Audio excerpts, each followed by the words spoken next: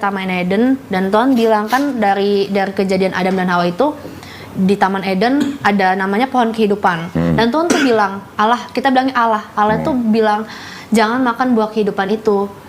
Nah, terus pada zaman itu juga iblis itu kan diciptain sama Allah kan, sama Tuhan. Iblis itu berupa ular dan dia tuh menghasut si Hawa untuk makan. Dan dia juga menghasut si Adam. Gitu kan. Dan akhirnya intinya singkat cerita dimakanlah dan Allah tahu, Allah murka. Dari nenek moyang aku tuh nikahnya udah beda agama. Cuman dulu opa aku kan kebanyakan kayak suaminya nih yang agamanya Muslim.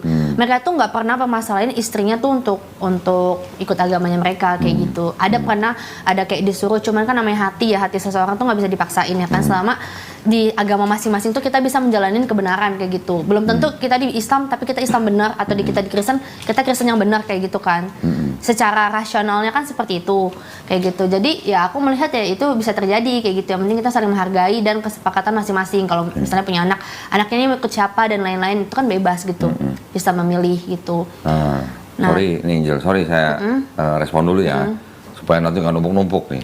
Masalahnya gini Angel, negara Republik Indonesia sendiri punya undang-undang perkawinan nomor 1 tahun 74. Pernikahan nggak boleh beda agama. Ini undang-undang. Terus kemudian ke-6 agama juga melarang nikah beda agama. Termasuk Kristen. Tadi yang Angel bilang, terang tidak bisa bersatu dengan gelap. Tafsirnya itu mengatakan bahwa nggak usah menikah. Ya, menikah salah satunya nih yang terakhir. Kencan aja nggak boleh. Golongan rahasia nggak boleh. Mitra usaha nggak boleh. Apa terus namanya? Berteman karib aja nggak boleh. Jadi kalau menurut tafsirnya Bible, Angel sebagai orang Kristen itu sebenarnya nggak boleh berteman karib dengan orang Islam. Menurut tafsirnya Bible. Saya bisa tunjukin nanti. Gitu. Nah, jadi maksud saya negara melarang, agama juga melarang. Betul. Islam juga melarang, Kristen juga melarang, bahkan Hindu, Buddha, Konghucu juga semua melarang. Kalau memang masih ada terjadi pernikahan-pernikahan yang beda agama, itu adalah penyiasatan gitu lah. Biasanya orang yang nikah beda agama, kalau mau resmi, salah satu harus pindah dulu. Tapi nanti setelah nikah resmi, udah tercatat, baru dia menjalani hidupnya tidak sesuai dengan KTP dia. Gitu. Nah, satu lagi, Angel harus bisa bedakan antara Islam dan Muslim. Kok aku boleh ngerekam nggak, pakai HP aku buat ke orang? Ditanya di YouTube nggak? Enggak. Buat ke orang tua sih. Ya boleh lah. Boleh. Makanya ngomong dulu nih, aku mau diomelin lagi kan. Nah, ya, Angel mulai sekarang harus bisa bedakan antara Islam dan Muslim. Islam itu ajarannya atau agamanya. Muslim itu orangnya. Oke, jadi Muslim adalah orang yang berislam. Sekali-kali tolong dipahami juga bahwa ajarannya Islam itu tidak sama dengan Muslim. Muslim menurut orang Islam itu udah benar, tapi Muslimnya belum tentu benar. Contohnya dia, gitu misalnya. Ya, gitu ya. Muslim nggak ada yang sempurna. Islamnya sempurna. Gitu. Terus, lu ngerokok? Berarti intinya itu ada tulisannya. Gua juga tahu kalau di YouTube. Enggak, itu ada tulisannya tuh. Lihat nggak tulisannya? Area merokok. Sopan kalau tuanya nggak ngerokok, gua nggak berani. Ya udah ngerokok, gua temenin kalau mau ngerokok. Ini nyalain nih. Sebentar Angel ya. Ya namanya. Kalau di YouTube dia ngerokok. Abang ngerokok, abang? Ngerokok dia. Itu udah dinyalain tuh. Mau ngerokok aja. Ntar gua temenin, nggak apa-apa. Terus Jel. Ya, berarti intinya Islam sama Muslim itu berbeda ya? Beda. Berarti agama Islam bisa nggak memahami tentang Tritunggal? Allah, Bapa, Putra, dan Roh Kudus? Bisa. Tapi gini, memahami bisa, tapi tetap menolak. Menurut ajaran agamanya. Ya. Memahami justru semua konsep ketuhanan Kristen di dalam Kristen yang di dalam Bible itu sudah dibantah semua di dalam Quran. Sebutin Kristen apa? Kristen, kalau Angel kan Kristen Trinitarian. Trinitarian kan Bapa, Putra, Roh Kudus tapi satu Tuhan. Itu dibantah di Quran surat Al-Maidah ayat 73. Pernah dengar Kristen Oneness? Kristen Oneness itu yang bilang Bapa itu Yesus itu Bapa, satu pribadi bukan 3 pribadi. Ya, itu Oneness di Indonesia ada. Terus ada Kristen Unitarian, pernah dengar kan? Unitarian ini tidak menyembah Yesus. Kalau yang Unitarian tidak dibantah karena nggak nyembah Yesus gitu. Jadi dua macam Kristen ini sudah dibantah di Quran. Quran surat Al-Maidah ayat 72 untuk yang Oneness, 73 untuk yang Trinitarian. Bahkan sekarang udah nggak ada namanya Kristen Mariamite. Pernah dengar?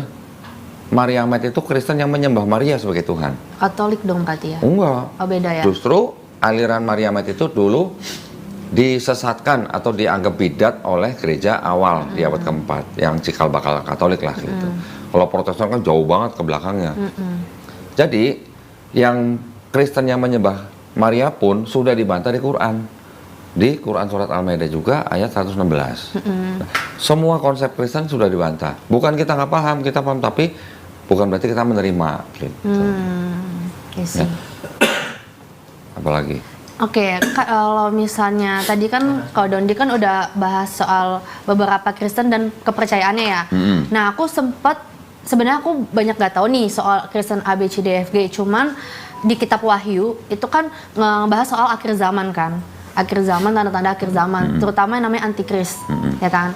Nah, kebetulan tante aku, jadi aku punya tante, dia itu nikah sama orang luar negeri dan sekarang stay di Dubai udah lama. Tante aku tuh masuk yang Kristennya taat banget. Terus tiba-tiba one day aku nggak tahu dia ada di persekutuan apa. Terus tiba-tiba dia tuh kayak info ke kita nggak boleh ngerayain Natal, nggak boleh ngumpul sama keluarga dan lain-lain. Dan kita bilang itu ajaran sesat, kita bilang kayak gitu.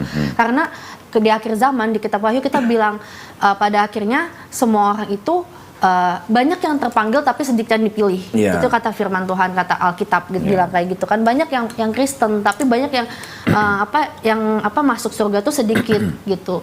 Nah, jadi dari situ aku percaya sih tanda-tanda akhir zaman emang banyak kayak nabi-nabi palsu atau kayak yang mengaku ini tuh Kristen tapi ajarannya tuh sesat. Makanya kita sebagai orang Kristen yang masih dalam lingkupan, kita selalu bilang hidup kita tuh berpaku pada firman Tuhan, bukan apa kata orang atau yang sekitarnya kayak gitu. Karena itulah nabi-nabi palsu yang menginjilin kayak gitu. Jadi kayak dan itu lumayan mungkin komunitas yang di sana itu yang bilang kita nggak boleh loh ngerayain Natal, kita nggak boleh ngumpul sama keluarga, kita nggak boleh perpuluhan. Nah kalau di Kristen tuh ada perpuluhan. Jadi kalau setiap kita gajian 10% kita kasih ke gereja kayak gitu kan. Nah itu juga dilarang. Padahal kan Tuhan bilang ketika kita dikasih berkat sama Tuhan, kita tuh belajar untuk ngasih berkat lagi kembali 10% gitu. Kemungkinan besar Kristen yang itu namanya Kristen progresif. Oh gitu ya. Iya. Di Indonesia ada ya. Cuman udah banyak dapat tekanan dari Kristen-Kristen yang lain. Jadi kelihatannya nggak begitu berkembang.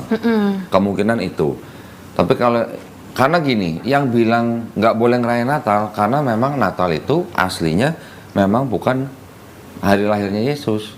25 Desember itu memang dulunya dipakai oleh orang-orang Romawi untuk merayakan hari lahirnya Dewa Matahari. Disebutnya Dewa Sol, gitu ya. Sudah kebiasaan, jadi mereka sudah merayakan itu udah ratusan tahun sebelum Yesus. Ketika Kristen dijadikan agama resminya Romawi, Dewa mitranya ini, Dewa Sol ini digantikan dengan Yesus. Makanya mungkin kalau Angel pernah lihat patung atau lukisan Yesus, di belakangnya suka ada bundaran gini kan? Iya, itu nggak tahu sih itu Kristen apa. Nah, itu adalah bekas-bekas dari dulu peralihan dari Dewa Matahari ke Yesus. Ini adalah namanya halo.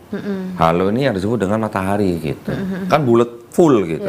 Nggak sabit, nggak separoh, nggak. Tapi full. Itu tandanya matahari itu yang sudah kelihatan full pada tanggal 25 Desember dipercaya sebagai hari kelahirannya Dewa Matahari. Makanya full gitu. Ketika 21, 22, 23 tuh dia makin gede. Fullnya 25. Itulah perubahan menggantikan Dewa Sol dengan Yesus yang tadinya Dewa Sol dianggap sebagai menang ya, yang Yesus dianggap sebagai disebut matahari yang tidak terkalahkan gitu. Itu sebenarnya awalnya begitu, aslinya begitu. Cuman memang gereja, karena gereja waktu itu digandeng oleh Kekaisaran Romawi, terus yang menang itu adalah Kristen yang Trinitarian, makanya Kristen itu menjadi agama resminya Romawi pada waktu itu. Timbulnya Kristen kan sebenarnya kan di Palestina atau Israel, ya. Yang disebut Kristen pertama kan Paulus sebenarnya sama Barnabas. Di daerah itu Kristen tumbuh sebagai persaudaraan. Tapi ketika sudah jadi ke Romawi, sudah jadi apa? Sudah jadi institusi. Dianggap sebagai agama negara yang dianut oleh warga negara Romawi. Tadinya orang Romawi pagan dipaksa untuk menjadi Kristen. Gitu ya. Prosesnya 2 kali. Namanya Kaisar Konstantin waktu tahun 313 mengeluarkan Decree of Milan namanya. Itu menjadikan Kristen boleh dipeluk sama orang Romawi, tapi belum resmi. Tahun 380 baru Kaisar Theodorus mengeluarkan Dekret Tesalonika. Kristen menjadi agama resmi negara Romawi. Itu pengaruh dari Natal. Makanya Kristen menjadi merayakan Natalnya 25 Desember, meneruskan tradisi mereka gitu. Terus tadi Angel bilang mengenai antikris, ya kan? Antikris itu kan singkatan dari antikristus. Betul. Artinya Kristus apa menurut Angel? Kalau Kristus itu di agama Kristen itu Tuhan. Tuhan. Iya, dia itu Tuhan. Yaitu Tuhan itu yang dimaksud di Islam itu adalah Isa Al-Masih. Oke. Ya. Sebenarnya menurut bahasanya Kristus itu artinya bukan Tuhan. Kristus itu bahasa Indonesia ya. Bahasa Inggrisnya Christ. Iya. Bahasa Yunaninya Kristos. Bahasa Ibraninya apa? Mesias. Mesias. Bahasa Aramaiknya apa? Mesiho. Bahasa Arabnya apa? Al-Masih. Artinya kalau menurut akar katanya dari Ibrani, ini kan aslinya kan dari Ibrani. Aslinya Mesias itu adalah yang diurapi. Nah, yang diurapi itu siapa? Bisa raja, bisa imam, bisa nabi. 3 jenis orang ini bisa disebut Mesias. Dan tidak harus dari bangsa Israel. Raja Kores bukan dari Israel, itu pun bisa disebut Mesias. Ya. Kalau sekarang ada sebutan antikristus, ya, anti yang diurapi, Yesus disebut Kristus. Orang Islam menyebut Isa dengan Al-Masih. Jadi Isa Al-Masih sama Yesus Kristus ini kan sama. Iya. Kristus artinya yang diurapi. Kalau di Islam kita Al-Masih itu artinya sebenarnya mirip, tapi bisa lebih diartikan gini. Nabi Isa itu diberi mujizat dengan cara mengusap, menyembuhkan orang sakit dengan mengusap, Iya, betul. membangkitkan orang mati dengan mengusap. Itu Al-Masih di Islam. Di Yahudi Mesias adalah juga diurapi. Diurapi apa? Kepalanya ketika dia ditahbiskan. Kristen, Kristus itu artinya juga Mesias yang diurapi sama dengan yang Yahudi. Cuman Kristen kan menganggap Kristus ini sebagai Tuhan itu juga gitu. Ya. Kalau di Islam Al-Masih bukan Tuhan, Ibrani Mesias juga bukan Tuhan gitu. Tapi whatever ya. Orang Islam menggunakan Al-Masih di kata Isa Al-Masih, berarti kan Islam mengakui Kristus sesuai dengan arti sebenarnya, yang diurapi kah, yang mengusap kah, Islam menerima. Tapi Kristen justru yang menaikkan Kristus itu menjadi Tuhan. Kristus itu tidak sama dengan Tuhan gitu. Jadi kalau disebut antikristus dialamatkan ke Islam, salah. Kita tidak antikristus. Kita menyebut Isa dengan Al-Masih. Ya. Cuman kalau di teologinya Kristen, antikris itu adalah si iblis. Sesat gitu ya, yang nanti menentang Yesus bahwa dia adalah Kristus. Betul. Gitu. Yang cap 66 itu. Ya, itu bedanya, itu adalah lambang iblis gitu kan. Tapi bisa saya jelaskan bahwa Islam itu bukan menentang Yesus. Kita menempatkan Yesus sebagai nabi. Bahkan kitabnya Angel sendiri, Yesus ngakunya nabi, orang lain nyebut Yesus nabi. Yesus nggak pernah ngaku dia sebagai Tuhan. Yesus nyuruh bangsa Israel untuk menyembah Bapa, bukan nyembah Yesus. Tapi memang teologinya Kristen nih, akidahnya Kristen yang menganggap karena ada ayat ini, maka itu Yesus Tuhan. Gitu. Tetapi dari sekian ayat yang dijadikan Kristen sebagai bukti bahwa itu ajaran Yesus adalah Tuhan, itu banyak ayat-ayat yang satu salah tafsir, kedua tidak otentik atau tidak asli. Nah, kalau Angel mau lihat buktinya saya ada. Mau sekarang bentar. Angel dia pengen bukti-bukti, jadi kayak nanya tentang ini ada hadisnya nggak? Kayak contoh dia nanya. Kenapa cuma Nabi Isa nggak menikah katanya? Padahal di Al-Quran ada jelas. Kata siapa Nabi Isa nggak menikah? Enggak, makanya aku jelasin ke dia bilang kan di dalam Al-Quran ada Allah berfirman tuh, aku lupa di ayat Al-Quran berapa dijelasin semua nabi dan rasul itu memiliki keturunan. Istri-istri. Memiliki istri-istri, sorry. Istri-istri loh, bukan istri loh, istri-istri. Nggak disebutin namanya siapa, nabi-nabi dan istri-istrinya. Itu ada di Al-Quran. Gini sih, ini aku agak mundur lagi mengenai kenapa aku bisa menganggap kalau Yesus itu adalah Tuhan. Ini dari pengajaran aku ya. Jadi gini, dari kisahnya Adam itu kan Adam udah jatuh dalam dosa ya sama Hawa.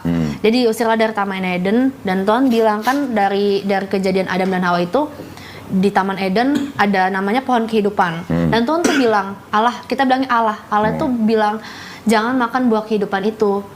Nah, terus pada zaman itu juga iblis itu kan diciptain sama Allah kan, sama Tuhan. Iblis itu berupa ular dan dia tuh menghasut si Hawa untuk makan. Dan dia juga menghasut si Adam. Gitu kan. Dan akhirnya intinya singkat cerita dimakanlah dan Allah tahu, Allah murka dan dia diusir dari Taman Eden dan sampai dia bilang kayak gini, kamu keluar dari sini, kamu dan pada saat itu kan nggak tahu tuh rasa malu ya kan, dan akhirnya mereka ditelanjangin dan mereka tahu rasa malu pada saat itu. Dan pada saat itu juga Adam dan Hawa, Allah itu bilang kamu akan beranak cucu, kamu akan merasakan sakit dan lain-lain. Makanya perempuan itu ngerasain melahirkan, menstruasi karena emang udah dari sananya emang Allah udah mengutuki kita dengan kayak gitu karena perbuatan dosa kita, ya kan. Nah, setelah Adam dan Hawa, mereka kan beranak cucu dan lain-lain. Dan akhirnya umat manusia jatuhlah dalam dosa. Perzinahan, peperangan, terus juga sembah berhala, buat patung-patung buat disembah. Akhirnya Allah itu murka, Tuhan itu murka, kayak aku akan menghancurkan dunia ini. Tapi ada salah satu nabi yang taat. Aku lupa nabinya apa. Ini aku bercerita dari dari Bible ya, dari Bible gitu. Nah, akhirnya ada satu umatnya yang taat dan dia berdoa sama Tuhan untuk nggak hancurin dunia ini karena ada satu ini umat yang taat. Berarti Allah itu mengasihi kita kan, walaupun satu jiwa itu kan berharga buat Allah sendiri atau Tuhan itu sendiri. Dan akhirnya Tuhan itu menurunkanlah yang namanya Yesus gitu kan. Nah, dan jadi kan kalau Yesus ini lahir ke dunia ini bukan dari persetubuhan antara Yusuf dan Maryam. Dia itu, jadi Maryam itu didatangin malaikat gitu kan. Terus dinubuatkan, kamu akan kamu akan ada seorang anak laki-laki yang dititipkan dan dia akan kamu namain Yesus gitu kan, dan dia akan membantu umat manusia kayak gitu kan. Dan itu kan perintahnya Tuhan. Dan akhirnya Maryam ini hamil dari perawannya Maryam kan. Nah, terus akhirnya Yesus lahir, dan Yesus lahir itu, jadi menurut aku gini, dari ajaran Kristen ya, Yesus itu dia Tuhan, dia melepas kealahannya, dia menjadi manusia. Karena kenapa? Karena nggak mungkin dong Allah atau Tuhan dia datang ke dunia, ya hancurlah dunia ini. Manusia aja nggak bisa lihat Tuhan kayak gitu kan. Jadi itu adalah rencananya Allah sendiri yang melakukan seperti itu, mengutus. Nah, makanya kita percaya Allah Bapa, Putra dan Roh Kudus kayak gitu. Dia itu Allah itu sendiri yang menjadi manusia. Jadi Bapak gitu yang jadi Yesus atau gimana? Jadi kan kenapa dia dibilang Bapak? Karena kan dia kan turun ke dunia itu menjadi laki-laki kan. Makanya kita bilangnya Bapak gitu. Kita sebutnya Bapak karena kalau di Kristen sendiri kita sama Tuhan kita tuh kita anggap dia Bapak kita kayak gitu. Bapak di dunia karena dia lahir ke dunia, dia sama, dia menjadi manusia supaya apa? Dia mengajarkan semua umat-umatnya, oh gini loh ajaran yang benar, oh gini loh kamu tuh harus mengasihi musuhmu, kamu harus melakukan hal yang baik, kamu harus berdoa kepada Tuhan. Makanya di situ Yesus itu berdoa, bukan karena dia, kalau menurut aku ya, bukan karena dia emang doa sama Allah, tapi Allah itu dia sendiri, jadi dia cuman kayak memberi contoh gini loh doa, bahkan sebelum jam 5 pagi Yesus tuh udah berdoa gitu. Dan sholat subuh maksudnya? Ya enggak sih doa. Iya kan ya? Pagi-pagi doa sebelum matahari terbit kan sholat subuh ya? Iya, terus? Ya kayak gitu. Jadi kayak sisi lainnya tuh aku udah paham kayak gitu kenapa dia lahir di dunia. Dan banyak orang yang banyak sih mujizat-mujizat yang luar biasa yang Yesus tuh lakuin di dunia, yang menurut aku di luar akal manusia ya. Bahkan nabi-nabi lain pun gak bisa ngelakuin itu. Pertama, membangkitkan orang mati. Terus yang kedua, dia itu juga yang menurut aku ini di akal luar nalar manusia ya. Pertama tuh membangkitkan orang mati, karena yang bisa membangkitkan mati itu tuh adalah hak Allah sendiri atau Tuhan itu sendiri. Manusia tuh nggak bisa, nggak punya hak, nggak ada. Sampai di semukjizatnya manusia itu nggak mungkin dia bisa membangkitkan orang mati, kecuali dia dukun dan bisa jadi zombie ya, bukan jadi manusia ya. Dukun nggak bisa membangkitkan orang mati ya? Iya, maksudnya mungkin bisa bangkit tapi jadi dia setan gitu, bukan jadi ya. Bapak gue meninggal kemarin pengen bangkitin, gue jadi dukun. Terus yang kedua, ini yang mukjizat yang paling wow banget menurut aku, itu adalah Yesus itu tuh dia tuh kan mati ya, dia tuh nggak mati sebenarnya, dia tuh menyerahkan dirinya. Jadi pas dia disalib, dia tuh bilang ya Allah ampunilah mereka karena mereka nggak tahu apa yang mereka perbuat. Bahkan pada saat itu orang-orang yang menyiksa dia tuh bisa menyontohin kasihnya dia kayak gitu. Kalau aku tuh mengasihi engkau gitu, aku mengampuni engkau semua. Dan di samping kanan kirinya tuh kan ada dua penjahat yang disalibkan bersama Yesus. Dan dia nanya, kamu percaya nggak sama aku kalau aku ini Tuhan dan Allahmu? Yang sebelah kiri dia bilang, kalau kamu Tuhan nggak mungkin kamu disalibkan. Kamu bisa membebaskan diri kamu sendiri. Tapi yang sebelah kanannya dia percaya, aku percaya kalau engkau Tuhan dan Juru Selamat. Karena pas dia menyerahkan nyawanya, semua bumi itu bergoncang dan langit itu gelap. Dia bilang, tugasku sudah selesai, ampunilah mereka dan aku menyerahkan nyawa aku. Jadi bukan karena dia mati gitu, karena dia menyerahkan nyawanya. Loh, tapi menurut Angel Yesusnya mati nggak? Enggak, dia menyerahkan nyawanya dia. Ya kalau menyerahkan nyawa berarti kan nyawanya keluar dari Yesus. Iya, berarti mati dong. Iya, tapi ya oke. Harus mati. Ya, Imannya mati. Kristen harus mengimani bahwa Yesus mati. Iya. Tapi Kristen juga harus mengimani bahwa Yesus sudah bangkit di hari ketiga, kan gitu. Betul. Terus akhirnya yang sebelah kanan itu dia mengikut Yesus, maksudnya yang aku tahu ya intinya karena dia percaya, walaupun dia hidupnya berdosa nih, kan berdua orang ini kan sama-sama pendosa, tapi karena dia percaya kalau Tuhan Yesus itu adalah Tuhan dan Juru Selamat buat hidupnya dia, jadi dia selamat. Yang sebelah kiri yang enggak, karena kan dia berpikir, loh kalau misalnya Tuhan kenapa lu disalibkan, kenapa lu gak bisa menyelamatkan diri, gak menyelamatkan diri kayak gitu kan. Nah terus habis itu ketiga harinya dia bangkit kan, dia bangkit terus dia bilang dan waktu itu si Maria itu ibunya berziarah ke makamnya Tuhan Yesus dan dia lihat udah nggak ada. Terus akhirnya Tuhan Yesus tuh datanglah dengan dia tuh datangnya itu kondisinya itu dia udah di langit ya, jadi nggak nampak di bumi. Dan dia bilang Yesusnya iya, waktu bangkit masih di bumi. Iya, maksudnya masih kan di masih bumi. Masih memperlihatkan dirinya di depan beberapa orang. Iya, betul. Terus dia bilang kayak gini, jadikanlah semua bangsa muridku, baptislah mereka atas namaku.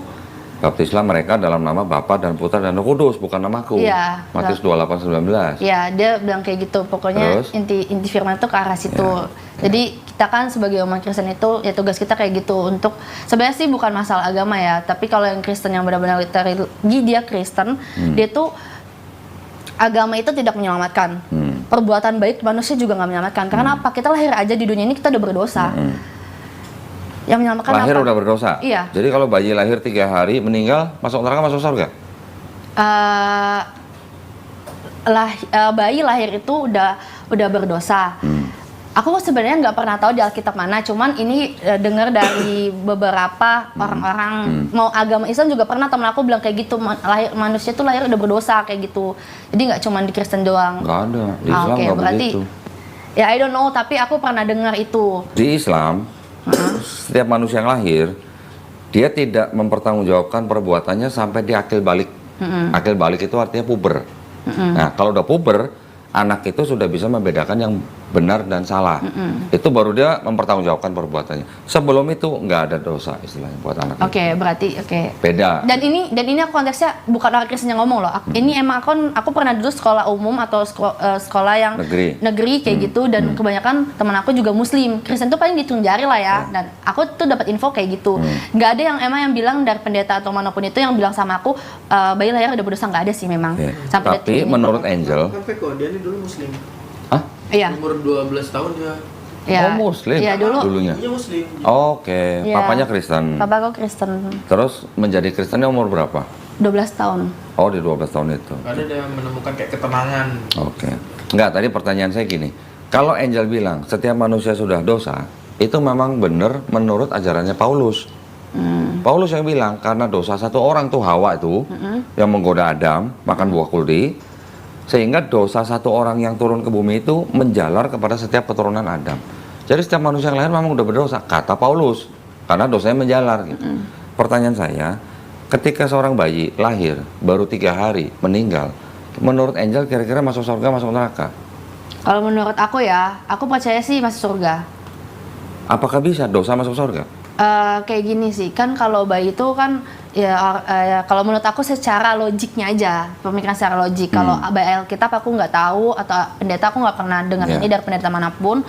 Jadi secara logiknya kan bayi itu kan nggak tahu, maksudnya belum paham ya. Polos gitu nggak tahu ya, nggak tahu apa-apa. apa-apa. Masa 3 hari mati masuk neraka, Iya, tega amat kalau Tuhannya. secara logika ya. Kan gitu ya, logika. Iya. Berarti logikanya Angel masih waras, saya Iya. bilang gitu. Ya. Jadi artinya kita sama-sama setuju nih. Setiap manusia lahir kalau dia masih bayi, masih anak kecil, mati, dia nggak mungkin masuk neraka. Yang masuk neraka itu yang disebut bayi masuk neraka tuh berarti Tuhannya gila gitu. Ya, setuju ya. Terus yang tadi saya dengar dari Angel ceritanya dari mulai Adam sampai Yesus salib sampai bangkit, itu semuanya benar. Semuanya benar. Itu adalah cerita di dalam Bible dari Kejadian sampai Yohanes. Kalau Kisah Para Rasul sampai Wahyu itu bukan cerita tentang Yesus, tapi pemberitaan tentang Yesus. Ya. Nah, sekarang masalahnya gini. Buat Angel sebagai orang Kristen yang percaya bahwa dosanya Angel sudah ditebus oleh Yesus dengan cara dia mati di atas kayu salib, ya bener kan? Betul. Kalau gitu yang nyalib Yesus buat Angel berjasa nggak? Ini pertanyaan yang pernah kamu tonton. Kamu kan jawabannya. Oke, aku punya jawabannya. Tolong jawab. Jadi gini ya, kalau menurut aku, ini aku by logik aja, bukan by Alkitab atau manapun. Kan sebenarnya Tuhan Yesus itu dia itu pas disalibkan dia udah tahu. Tahu apa? Dia udah tahu akan disalibkan.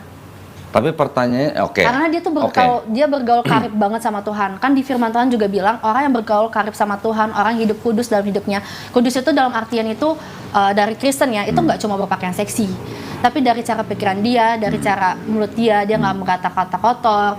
Dia benar-benar hidupnya kudus banget. Dia tuh bahkan dia bisa mendengar suara Tuhan karena dia kudus, karena Allah itu kudus. Sekarang kalau Angel bilang bahwa Yesus sudah tahu bahwa dia akan disalib, saya setuju. Tapi Yesusnya kalau dilihat dari kata-katanya dan perbuatannya, menurut Angel Yesus sebenarnya rela nggak disalib dari perbuatannya dan perkataannya. Karena dia tahu tujuan hidupnya itu akan disalibkan. Tapi pertanyaan saya, Yesusnya sebenarnya kalau melihat dari perbuatan dan perkataannya, sebenarnya Yesus rela nggak kelihatannya gitu? Jadi salib. Kelihatannya aja dari ayat-ayat yang ada di dalam Bible, kelihatannya ini Yesus sebenarnya rela apa nggak sih disalib gitu? Iya. Kelihatannya rela. Iya. Kalau Angel bilang rela, kenapa Yesus bilang begini? Jikalau bisa, lalukanlah cawan ini daripadaku. Cawan itu lambang penyalipan. Iya. Yesus bilang, jikalau bisa, lalukanlah cawan ini daripadaku. Kelihatannya itu kalimat rela atau enggak gitu? Jikalau bisa. Dia kayak buat negosiasi sih kalimat itu. Nego, bener. Kalau bilang nego saya setuju, bener. Artinya Yesus lagi nego sama bapaknya. Bapak kalau bisa gue jangan disalib dong. Setuju nggak? Kira-kira gitu kan kalimatnya kan? Iya. Sebelum Yesus ngomong begitu, Yesus di Taman Getsemani berdoa dengan apa? Saking takutnya kenapa? Sampai apa? Sampai keringatnya seperti titik-titik darah. Pernah baca? Iya. Nah, kalau orang yang keringatnya sampai seperti titik darah, itu orangnya benar-benar udah takut. Takut yang udah tingkat tinggi gitu ya. Di psikologi juga ada, bisa mengatakan seperti itu. Jadi keringatnya udah campur dengan darah. Terus berikutnya lagi, sebelum Yesus ngumpet, ini kan ngumpet berarti kan di Taman Getsemani kan? Kalau memang Yesus datang ke sini tujuannya untuk disalib, untuk menebus dosa Angel, kenapa Yesus tinggal nggak datang aja ke imam-imam Yahudi, ini gua nih, tangkap gua, salib gua? Kenapa nggak begitu? Kenapa dia harus ngumpet di Taman Getsemani? Sebelum ngumpet, Yesus nyuruh murid-muridnya, lu punya apa? Nggak punya apa-apa. Kalau nggak punya apa-apa, jual jubah, beli pedang. Kira-kira buat apa pedang? Walaupun ketika di Taman Getsemani, tentara Romawi datang, salah satu muridnya, ada yang bilang Petrus, ada yang bilang bukan menyangkal.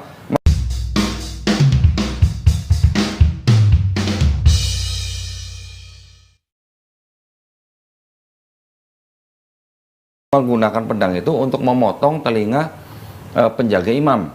telinganya putus. Tapi sama Yesus diapain? Disembuhkan. Ya kan? Tapi kalau kita pikirin, kenapa kok Yesus nyuruh muridnya jual jubah beli pedang? Kira-kira buat apa pedang? Oke, ini aku mau jawab yang soal jadi Tuhan Yesus itu kayak agak ketakutan itu yang bahas itu. Jadi gini, kan Tuhan dia itu turun ke dunia itu dia menjadi berapa persen manusia? Berapa persen menurut Angel? Aku nggak tahu di Alkitab ya berapa persen karena aku juga bukan yang baca Alkitab dari Kejadian sampai Wahyu. Aku benar cuman kayak yang baca-baca mau aku baca aja gitu. Yang aku dengar itu, aku pernah nonton juga filmnya Son of God. Nah, jadi dia tuh turun ke dunia itu kan jadi manusia. Dia melepas kealahannya. Bahkan dia berpuasa 40 hari 40 malam, ada di Alkitab. Dan bahkan pada saat dia puasa pun, dia itu dicobain oleh iblis. Kan dia bilang, kalau engkau Allah, kau buatlah roti itu menjadi batu. Dan dia bilang, enyalah kau iblis. Ya. Enyalah kau iblis. Manusia itu tuh nggak hidup dari roti saja, tapi melalui firman dan kebenaran hidup di dalam aku. Betul. Akhirnya iblis itu nya. Terus habis itu, belum. Masih diuji lagi. Diuji lagi sampai ketiga kali. Suruh ngapain?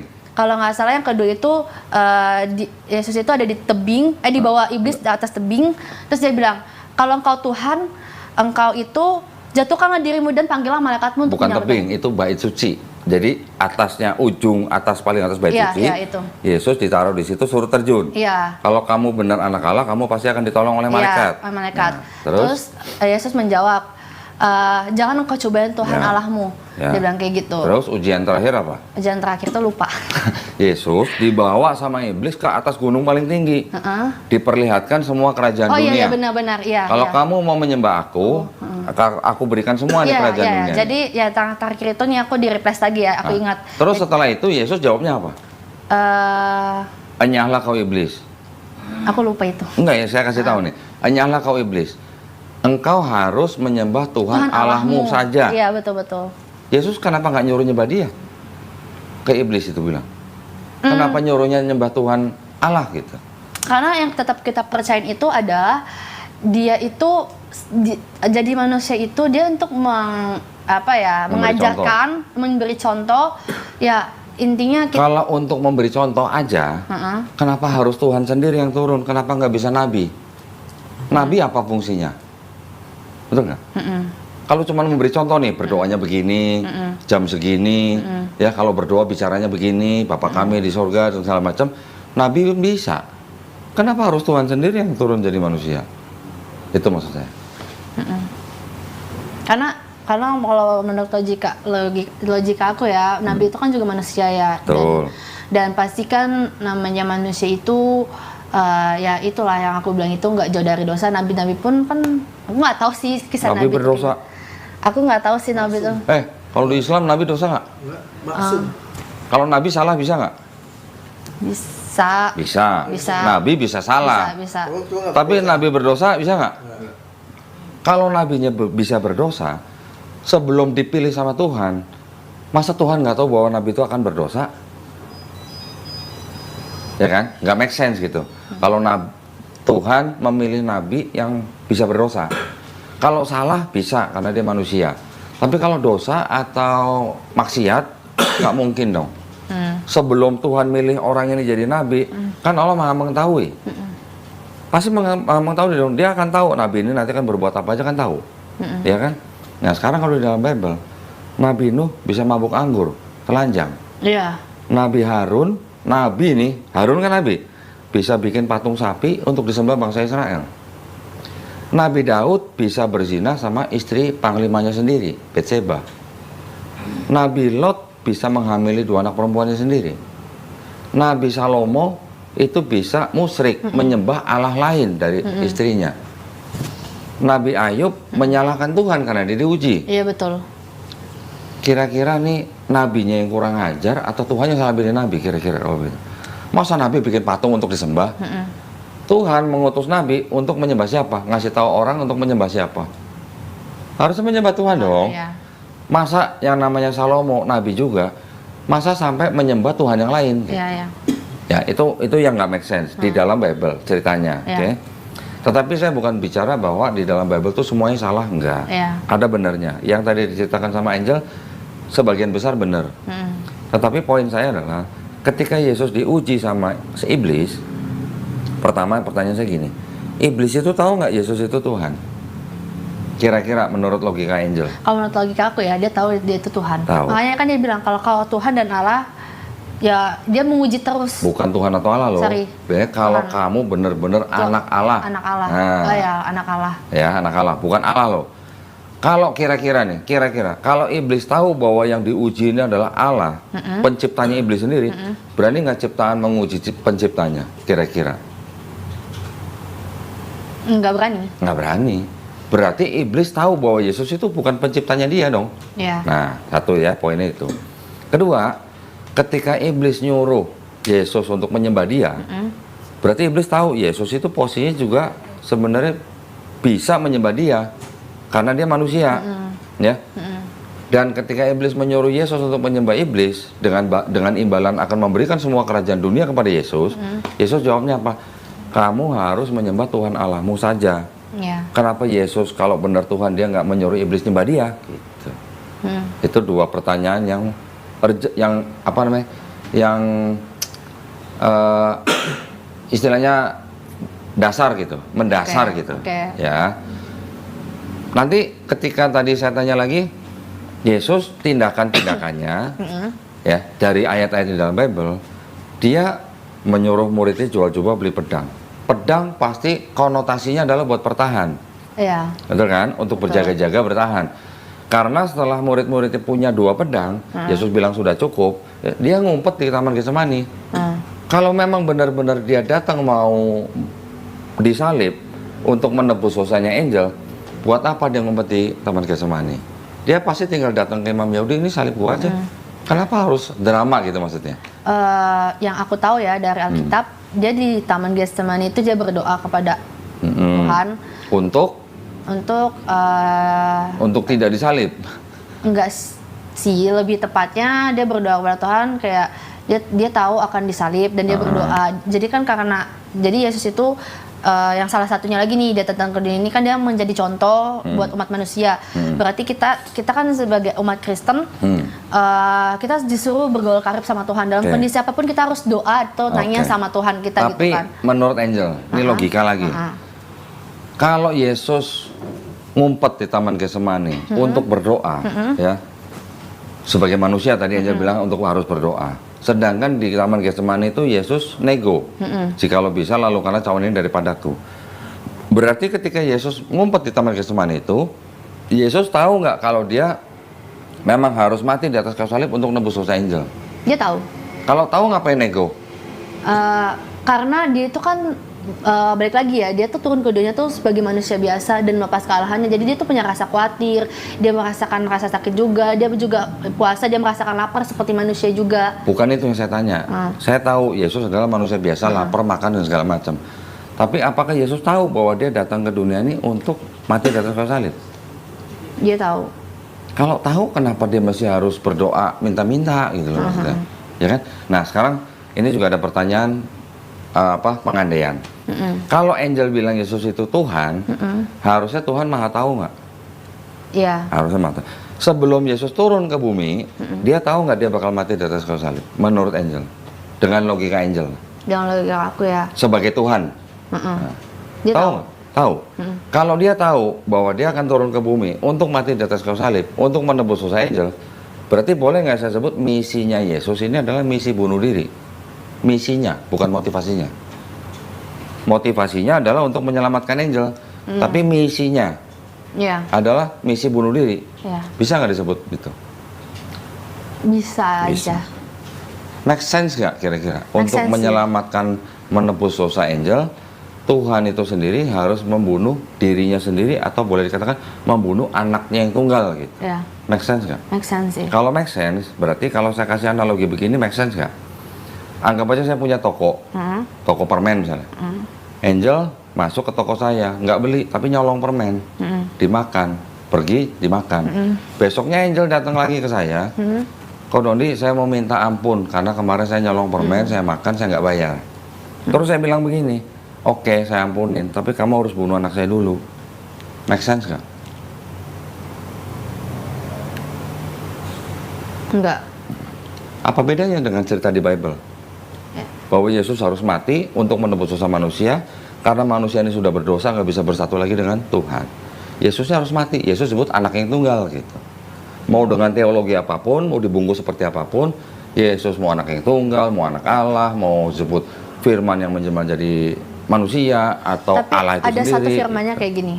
Karena begitu besar kasih Allah akan dunia ini. Itu dia maksud saya. Sehingga ia mengaruniakan anak tunggal supaya setiap orang yang percaya kepada dia tidak binasa melainkan beroleh hidup yang kekal. Betul, walaupun di ayat itu Yohanes 3:16 ayat 16. tidak menyebutkan bahwa Yesus harus mati di atas kayu salib, kan nggak ditulis begitu. Hanya mengaruniakan anak yang tunggal. Mengaruniakan anak yang tunggal kan bisa dipahami macam-macam. Bisa mengutus manusia yang khusus untuk supaya orang percaya dengan ajarannya selamat, bisa kan? Ibaratnya Yesus sendiri juga mengaku dia utusan. Yohanes 17:3, ya kan? Jadi Yohanes 3:16 itu bisa diartikan ke arah macam-macam arah. Karena tidak ditulis Yesus diutus untuk mati di atas kayu salib di Yohanes 3:16, kan bisa aja artinya diartikan begini.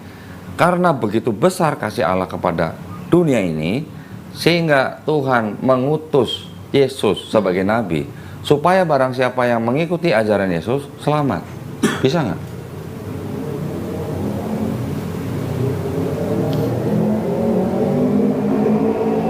Bisa harusnya, ya kan?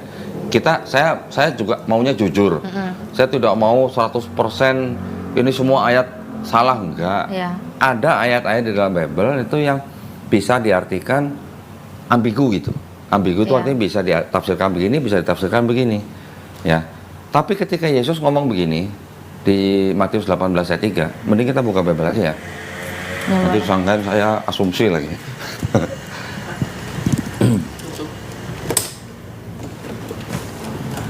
Waduh, Yul. Dingin nggak kamu? Enggak Udah sih. dibungkusin, Yul. Nggak dingin, nggak dingin. Oh benar. Aku suka. Suka kan? Bener kan? Karena dia tahu Alkitab. Iya, makanya kataku sayang. Tolong bukan sama. Mana kuat ini lah.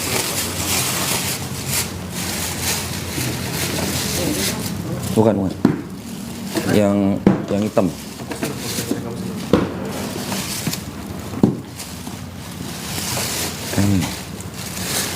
Sakit apa ya, Pak? Makanya kataku ulang apa? Sampai bahasa Ibrani juga punya kok ya? Bahasa Ibrani ada, Yunani ada, Aramaik ada.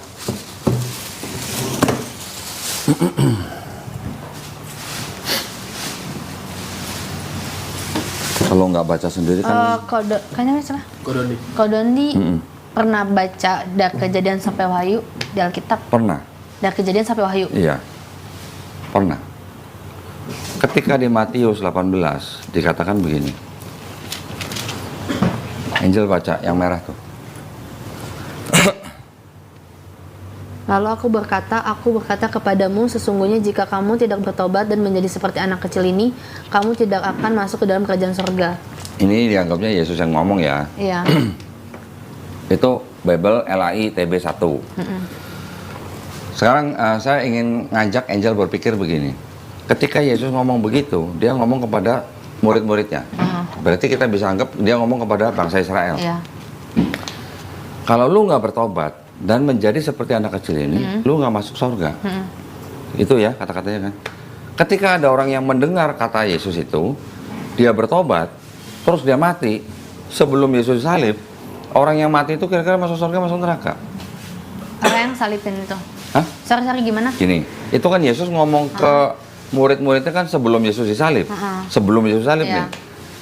Lu kalau nggak bertobat dan menjadi seperti anak kecil ini, lu nggak akan masuk surga. Terus orang yang mendengar, dia bertobat, terus dia mati sebelum Yesus salib, orang yang mati itu kira-kira masuk surga, masuk neraka. Bertobat. Dia udah bertobat ya? Bertobat, terus mati.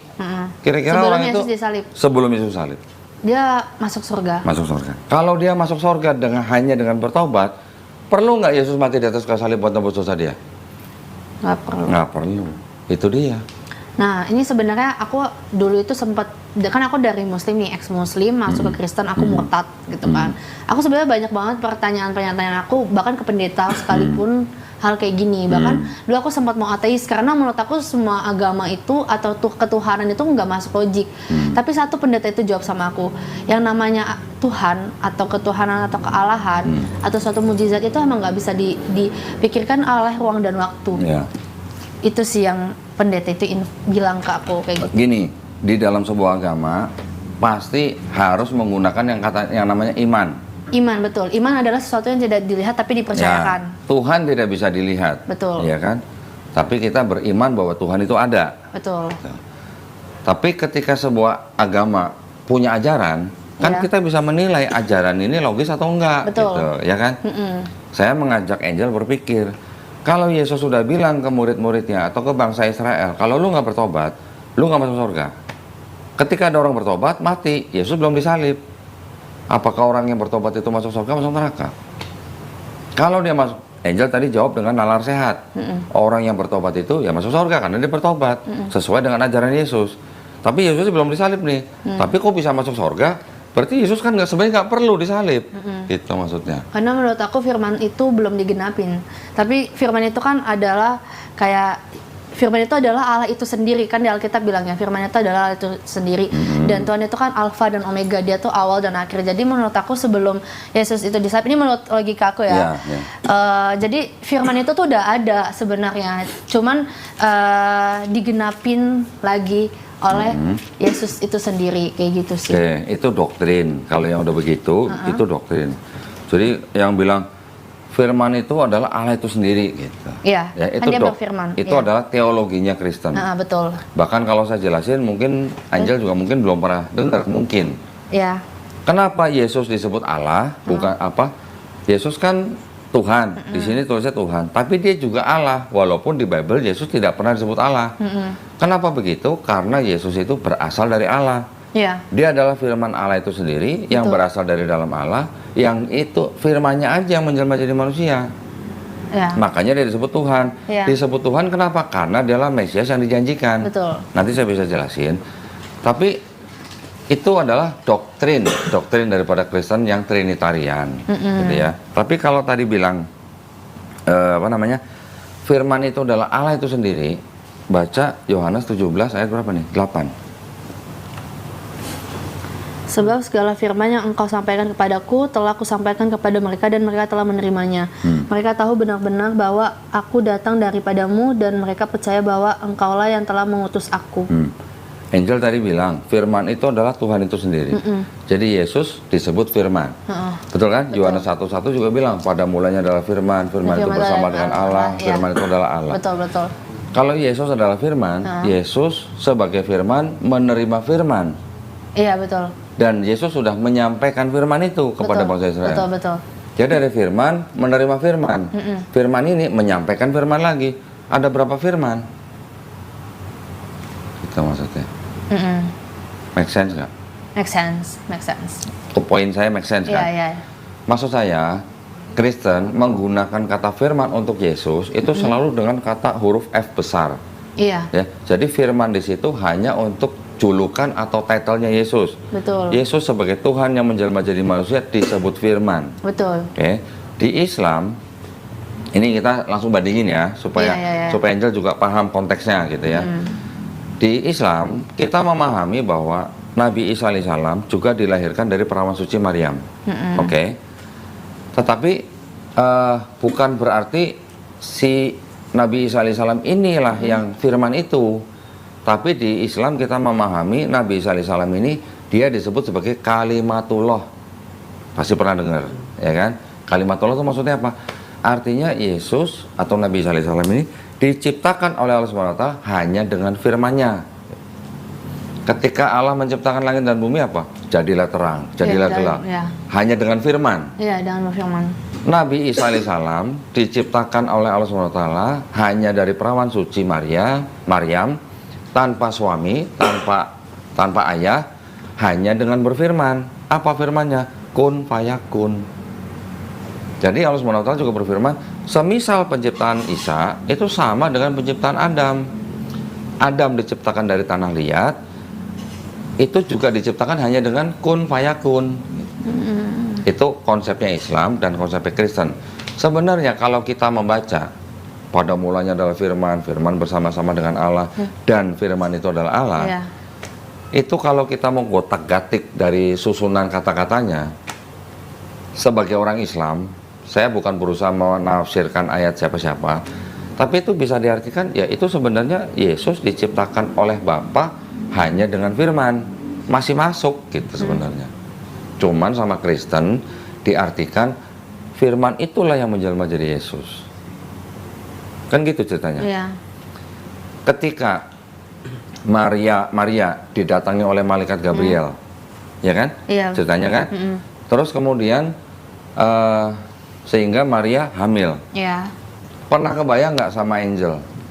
Maria itu hamilnya gimana? Diapain sama malaikat Gabriel? Itu satu mukjizat aja sih. Iya, prosesnya gimana gitu?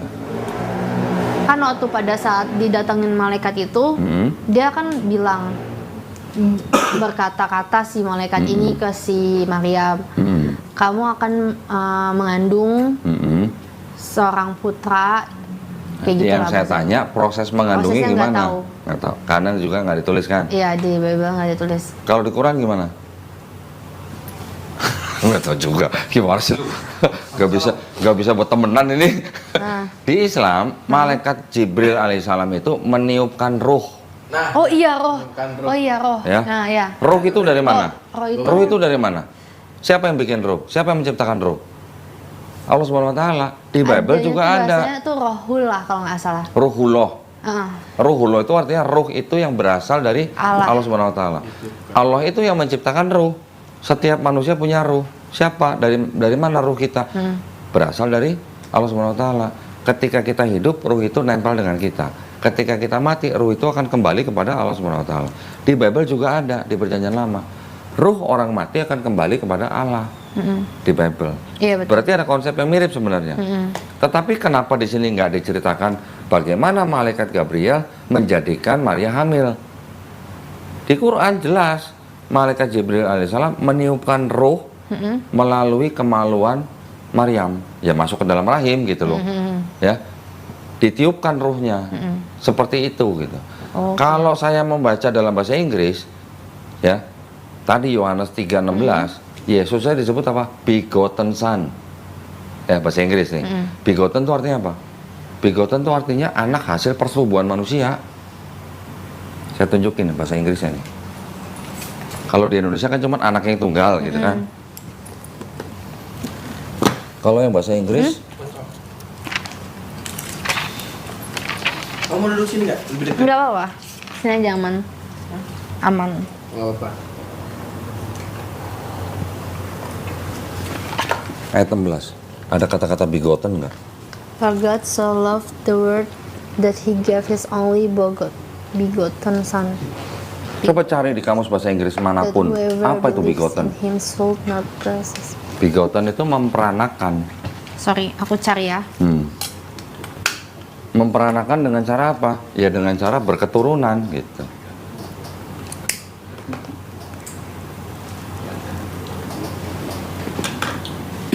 Nah, harusnya ditayangin nih. Ya. Boleh kok. Kalau diskusi seperti ini sebenarnya diskusi yang sehat sebenarnya. Diperanakan. Diperanakan. Kalau diperanakan itu artinya apa? Diperanakan namanya ya melalui hubungan badan manusia gitu ya dengan bahasanya. Tapi itu tidak menjadi masalah besar buat saya. Itu mungkin hanya pilihan kata-kata penerjemah. Betul. Tapi maksudnya walaupun ceritanya mirip, malaikat Gabriel mendatangi Maria mengatakan kau akan mengandung. Maria mengatakan bagaimana mungkin aku tidak pernah dijamah laki-laki. Di Islam di Quran juga begitu. Tetapi di Islam lebih lengkap dan lebih make sense. Kalau saya bilang malaikat Gabriel menghamili Maria, saya masih bisa ngomong begitu karena tidak dijelaskan caranya bagaimana. Oke. Nah, kembali lagi tadi ketika kita tadi bicara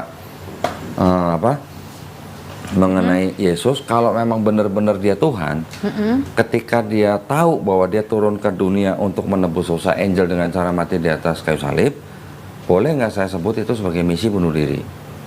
Kan tadi angel bilang udah bisa. Tetapi ketika di dunia sendiri Yesus bermain drama. Bermain dramanya gimana? Suruh murid jual jubah beli pedang, ngumpet di taman Getsemani, ketakutan, keringatnya seperti titik darah, berdoa nego-nego supaya jangan disalib, ya kan? Terus harus ngumpet-ngumpet gitu lah istilahnya. Tidak menggambarkan bahwa Yesus itu sebenarnya tahu bahwa matinya dia itu untuk menebus dosa manusia. Ya. Oke. Terus saya kembalikan lagi, maju lagi. Kalau memang orang Kristen percaya bahwa Yesus itu mati di atas kayu salib untuk menebus dosa orang Kristen, termasuk Angel, berarti yang membunuh Yesus itu buat orang Kristen berjasa apa berdosa? Kalau menurut aku ya, dari kepercayaan aku pribadi, bukan masalah berjasa sih, tapi lebih tepatnya kalau menurut aku pribadi, kayak itu tuh udah ketetapan. Di mana ketetapannya? Ketetapannya itu kayak mereka itu kan bilang kalau dia tuh melakukan banyak orang nggak suka sama dia gitu, kepada orang Romawi lah, nggak suka sama Imam Yahudi. Sorry. Sebenarnya nggak suka cuma Imam Yahudi. Pontius Pilatus ketika mengadili Yesus, Pontius Pilatus bilang, aku tidak menemukan kesalahan apapun pada orang ini. Gitu. Iya betul. Ya. Betul. Yang nggak suka dengan Yesus adalah imam-imam Yahudi. Iya betul. Kenapa imam-imam Yahudi dikritik sama Yesus? Iya. Padahal Yesus ngajarin orang Israel gimana?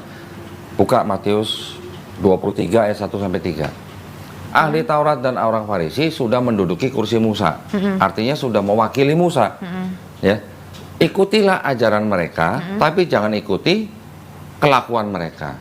Jadi Yesus menuduh ahli Taurat dan orang Farisi itu orang munafik, mengajarkan Taurat tapi tidak melakukan. Pernah dengar baca ayat Yesus memanggil orang Taurat dan orang Farisi dengan sebutan, hai kamu keturunan ular beludak. Iya. Maksudnya apa? Yesus menuduh mereka orang-orang munafik. Nah, jadi sebenarnya yang menginginkan Yesus mati bukan Pontius Pilatus, tapi imam-imam Yahudi. Ya, kalau tentara Romawi yang bunuh Yesus, itu kan cuma disuruh sama Pilatus.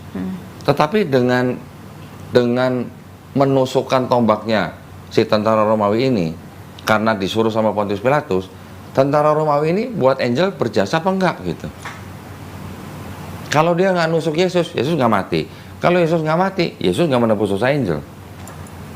Tapi karena sudah ditusuk dan Yesus dianggap sudah mati, maka itulah dosanya Angel ditebus.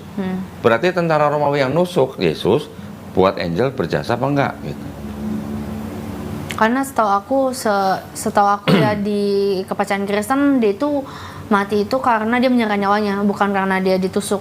Menyerahkan nyawanya kan ada 7 kalimat yang berbeda ketika Yesus di atas kayu salib.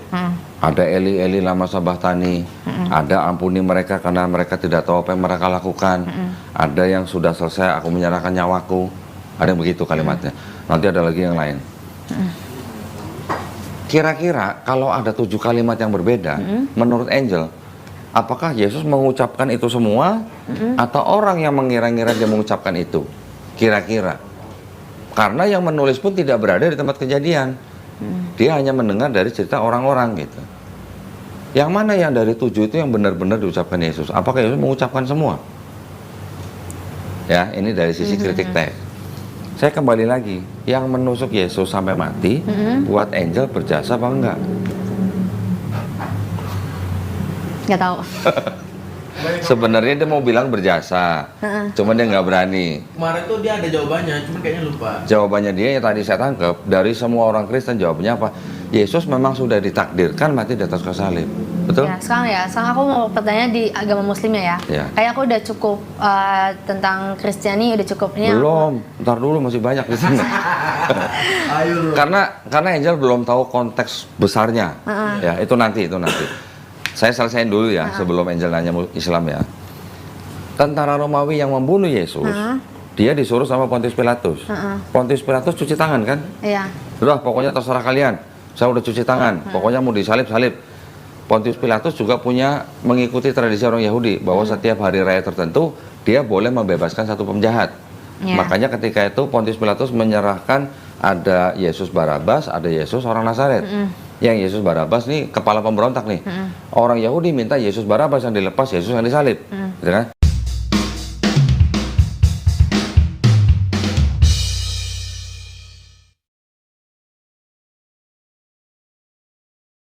Pontius Pilatus sudah menyuruh tentara Romawi nyalib Yesus. Tapi Pontius Pilatus kan dituntut sama orang-orang Yahudi, imam Yahudi. Imam Yahudi dapat Yesus dari mana? Dari Yudas Iskariot. Ya. Yudas Iskariot bisa menyerahkan Yesus ke Imam Yahudi karena siapa? Baca nggak Bible-nya? Baca saya sama lupa. Karena bisikan iblis. Ya. Yohanes 13 ayat Yudas 2. Iskariot ya. Oh ya, yang dia menyangkal Tuhan itu ya. Terus itu Petrus. Itu Petrus, sorry. Yudas Iskariot itu yang dia tuh kayak berkhianat sama Yesus. Dia ngasih tahu Yesus di sebelah sini, terus akhirnya yang menunjukkan yang Yesus yang mana dengan cara mencium. Iya. Tapi sebelum Yudas berkhianat, itu disebabkan karena Yudas dibisikin oleh siapa? Oleh iblis. Jadi buat angel, iblisnya berjasa apa berdosa? Nggak tahu. Itu nggak bisa jawab. Dengan logika aja, dengan nalar sehat. Kalau dengan logika dan nalar sehat, dengan pikiran duniawi ya berjasa dengan pikiran duniawi. Oke, nah itu makanya orang Kristen tidak akan bisa mengelit dari pertanyaan itu kecuali bilang bahwa Yesus sudah ditakdirkan untuk memang mati di atas kayu salib, gitu kan?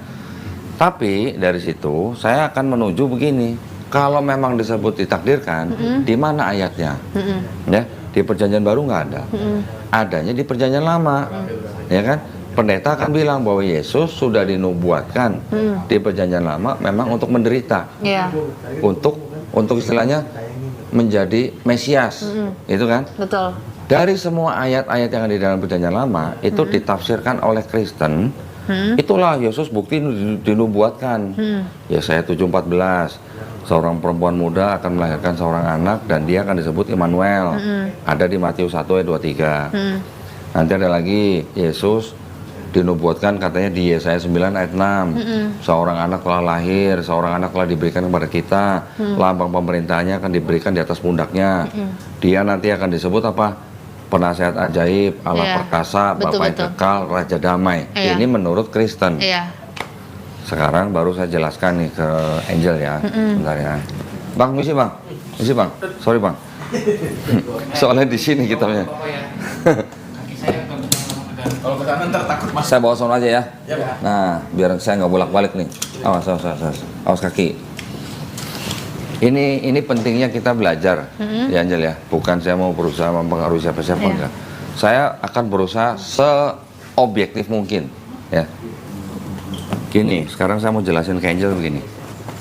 Di dalam perjanjian, di dalam kitabnya Angel yang ini, oke. Ini kan ada yang disebut sebagai Perjanjian Lama, Perjanjian Baru. Betul. Oke. Angel tahu nggak Perjanjian Lama ini diambil dari kitab apa? Nggak tahu. Nggak tahu. Tapi itu dari Injil kalau nggak salah. Yang mana? Perjanjian Lama. Injil? Iya. Nggak ada kata Injil di sini. Oh, Oke, berarti salah. Ini diambil dari kitabnya orang Yahudi. Oke, kitabnya orang Yahudi itu kitab apa? Ini dia kitabnya orang Yahudi.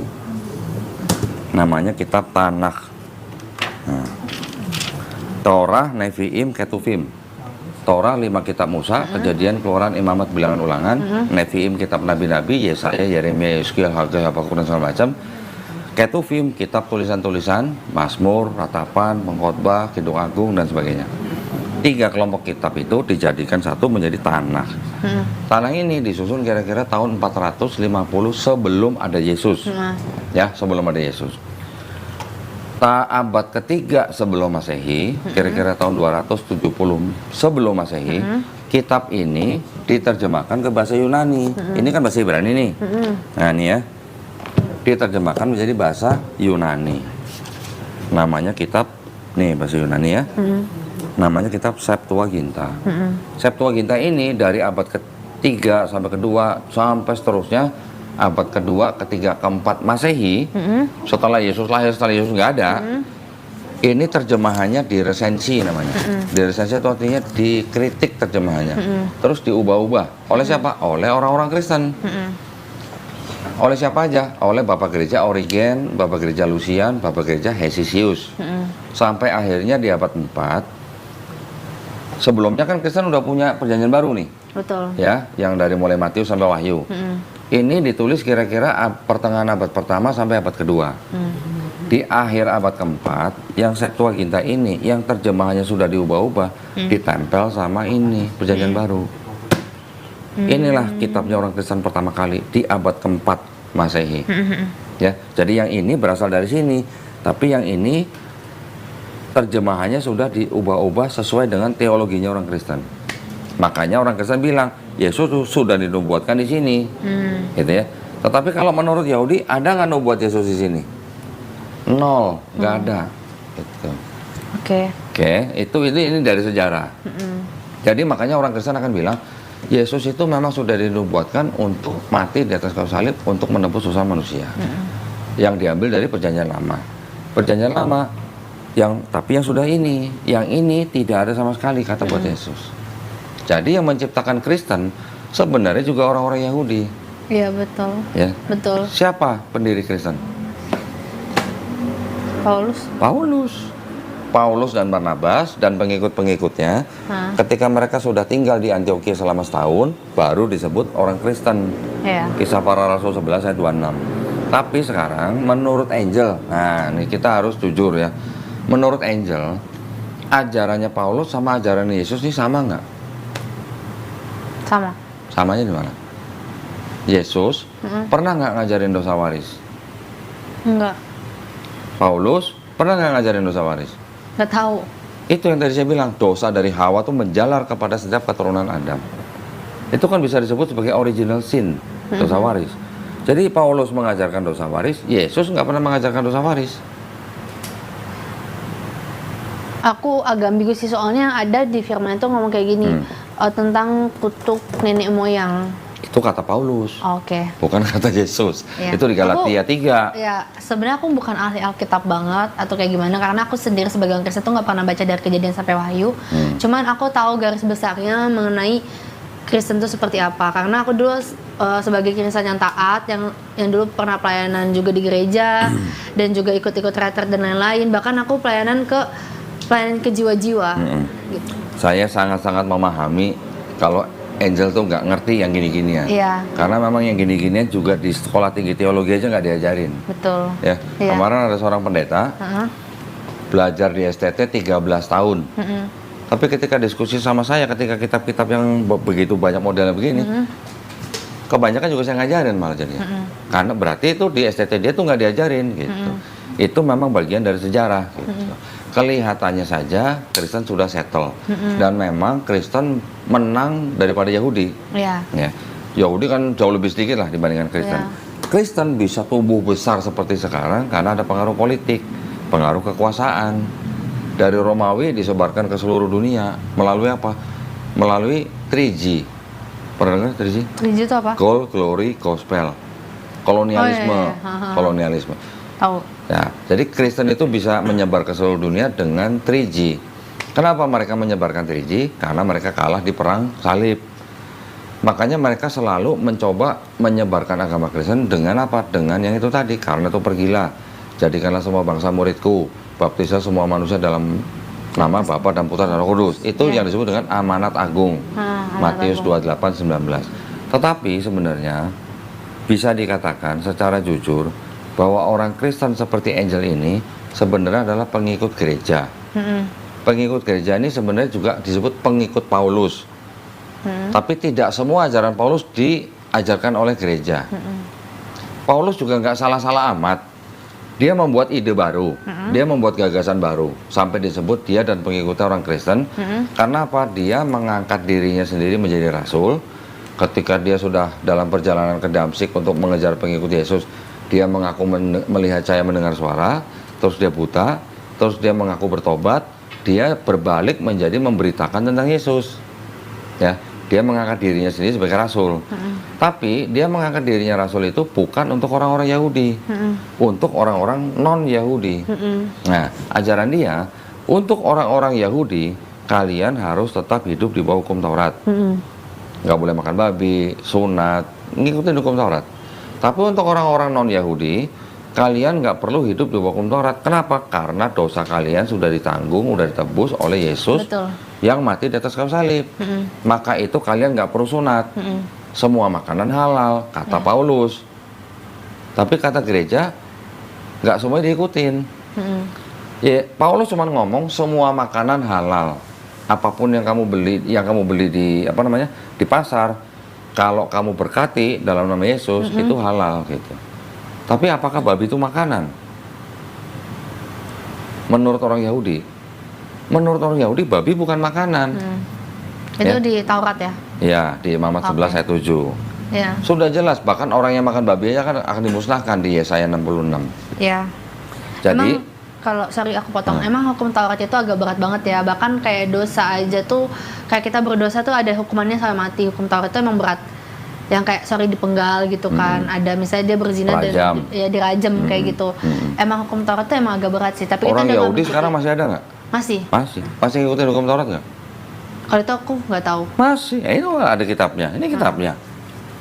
Ini masih ada kitabnya. Berarti mereka masih bisa hidup dengan hukum Taurat. Ya, tapi kita yang sebagai Kristen itu kita nggak mengikuti hukum Taurat lagi karena semua udah digenapi. Nah, kalau Yesus ngomongnya Yesus ikut hukum Taurat nggak? Matius 5. Matius perjanjian baru ya. Perjanjian baru. Jadi di semua perjanjian baru tidak semuanya juga salah. Ya, masih ada yang dari teman karena sering lihat teman sholat, sering lihat teman ngaji. Saya pergi dari rumah, saya udah bulatkan hati untuk masuk ke